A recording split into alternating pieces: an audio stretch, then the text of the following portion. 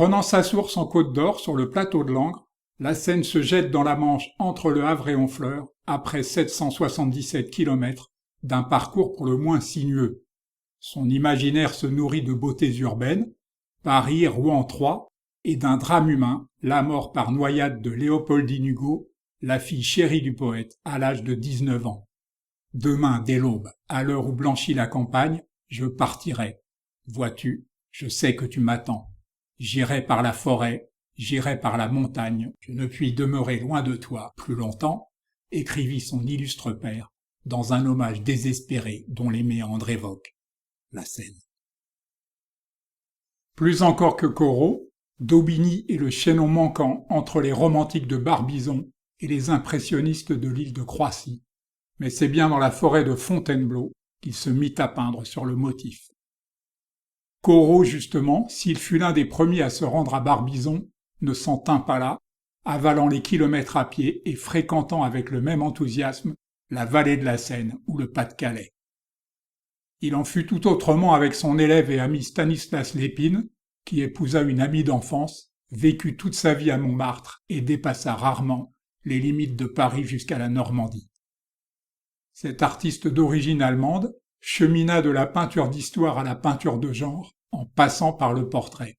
Sa science du paysage, que vous pouvez apprécier ici, provoqua l'admiration sans borne de Van Gogh. Ce peintre né en Pennsylvanie, à Philadelphie, dont nous avons vu la bergère plus haut, est le meilleur représentant américain du naturalisme. Après avoir vécu et travaillé à Poissy, il s'installa à Rolleboise. Ce tableau iconique que nous avons laissé partir à Chicago est le plus souvent reproduit avec son encadrement, tout simplement parce que Georges Seurat l'a peint aussi, avec la même technique. Ce peintre tchèque découvrit les impressionnistes lors de leur 4e exposition. Après s'être remis du choc, il prit l'habitude d'aller peindre sur le motif, ce qui eut de fâcheuses conséquences sur son état de santé. Cet impressionniste américain fut à l'Académie Julian l'élève de Jules Lefebvre. Rentré au pays, il fut avec Thomas Wilmer de Wing l'un des fondateurs de l'association The Ten American Painters. Cet élève de Léon Bonnat puis de Fernand Cormon eut la chance de fréquenter l'atelier libre de ce dernier au meilleur moment, puisqu'il y fit la connaissance de Van Gogh, Toulouse-Lautrec et Émile Bernard. J'ai déjà consacré une vidéo à ce peintre britannique qui partagea un atelier avec James Abbott McNeill Whistler et se spécialisa dans les paysages urbains au clair de lune ou noyés de pluie et de brume.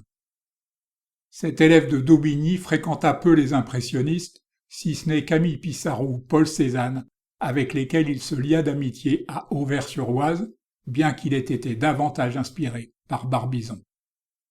Je saisis toutes les occasions d'évoquer la figure d'Albert Marquet, celui qui, plus encore que Matisse, a simplifié la peinture. Il a peint inlassablement les quais de la Seine, que ce soit à Paris ou à Rouen.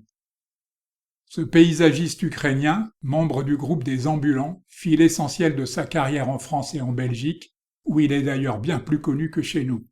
Ne me demandez surtout pas pourquoi. Cet artiste français, politiquement proche des anarchistes, a navigué avec talent de l'impressionnisme au divisionnisme sans s'y arrêter définitivement. C'est par son indifférence à la gloire qu'il fut grand. Aucun fleuve, aucune rivière n'ont été autant célébrés que la Seine, dans la peinture comme la littérature, et je rappelle que l'impressionnisme naquit officiellement sur le fleuve, à la Grenouillère, sous les pinceaux complices de Renoir et Monet.